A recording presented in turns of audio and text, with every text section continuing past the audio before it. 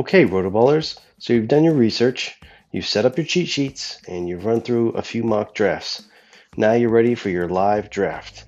To go to the live draft sync tool, you'll go to the League Home, scroll down a little, and you'll see Live Draft Sync or Assistant. And then you can click on Launch Draft Sync. The system is going to prompt you to confirm your draft settings before you go into the live draft. So we're going to click on Configure Settings. And the system's very good at pulling in the data for your draft, but it's best to double check. So we're just going to scroll down. This is also the screen where you're going to choose a cheat sheet that you have stored. So in this case, we're going to choose this one. Everything else looks good. We're going to go ahead and click Update Draft Settings. It says that they've been updated, and we can now launch the live draft. Now you see on the left-hand side, there's an important note regarding ESPN. That's a reminder that you have to be on the Pick History tab within the ESPN application in order to get the sync to work properly. And I'll show you where to confirm that once we get in there.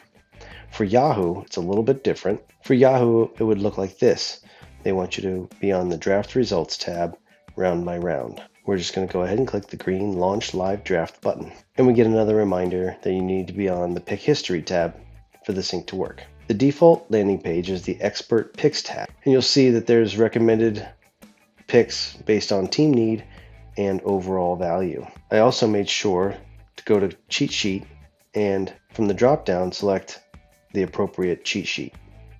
I went back to the Expert Picks tab and refreshed my screen. And now you see the notes that we made on our cheat sheet prior to the draft are showing up right here underneath the rank and the ADP. Now on this page, you can filter by batter, pitcher, particular position, a team, and it's going to default to show you 10 picks. If you'd like to see more or less, you can change that here. We're going to hop into ESPN real quick, and this is where you'll click on Pick History. Now if we go back in to the Team Sync tool, you'll see all the picks have been recorded. If you go to the log, that's your pick history page, you'll see all them listed here. Ronald Acuna was previously our recommended pick. Based on team need and overall value, Spencer Strider is our recommended pick. We're going to go ahead and take the advice, come back into the ESPN platform, and we'll draft Spencer Strider. Now I'm on the Players tab, so I'm going to go back to the Pick History tab to make sure that it syncs up with the platform.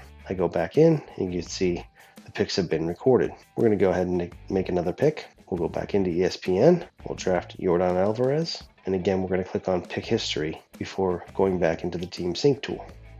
You see our pick was recorded.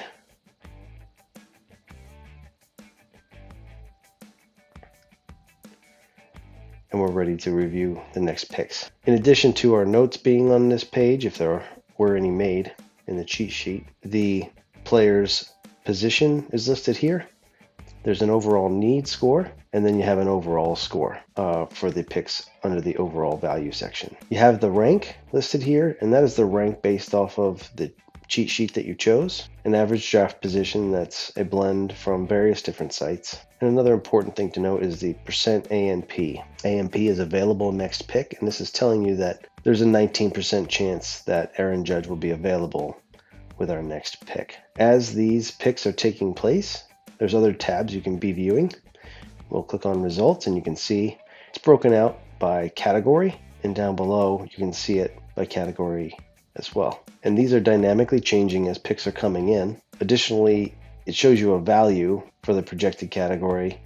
You can also change it to rank, and you'll see where you would rank with the other teams in your league for those categories. You can also change it from entire roster to starters only.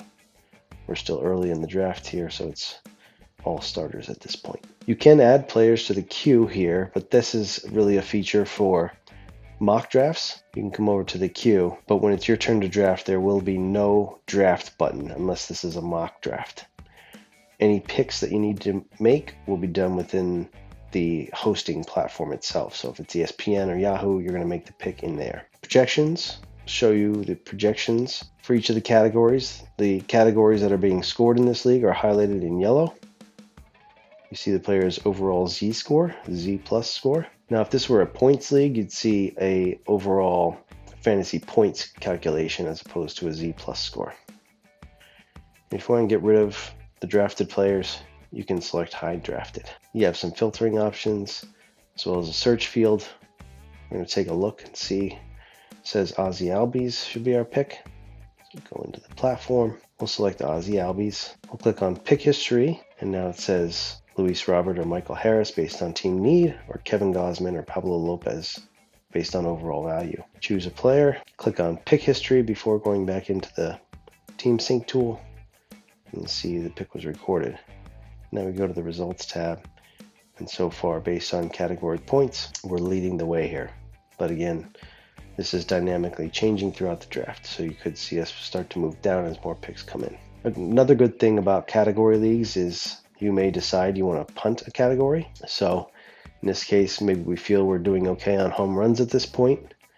We can uncheck the box here, and home runs will be disregarded when the system is attempting to calculate what the next pick should be. And you can add and remove those throughout the draft. So let's just add it back in there. Okay, now we'll take a look at the cheat sheet tab. This again is either the default cheat sheet or one that you created ahead of time. So you can reference that during your draft as well. And there's also your draft board. Here's where you'll see the picks going off team by team, round by round. Hitters coded in blue, starting pitchers coded in purple, and relief pitchers coded in orange. There's also an option to view it by team, which gives you a nice quick glance as to what teams might need particular roster slots filled. You can see the only team not to pick a starting pitcher at this point is this one here.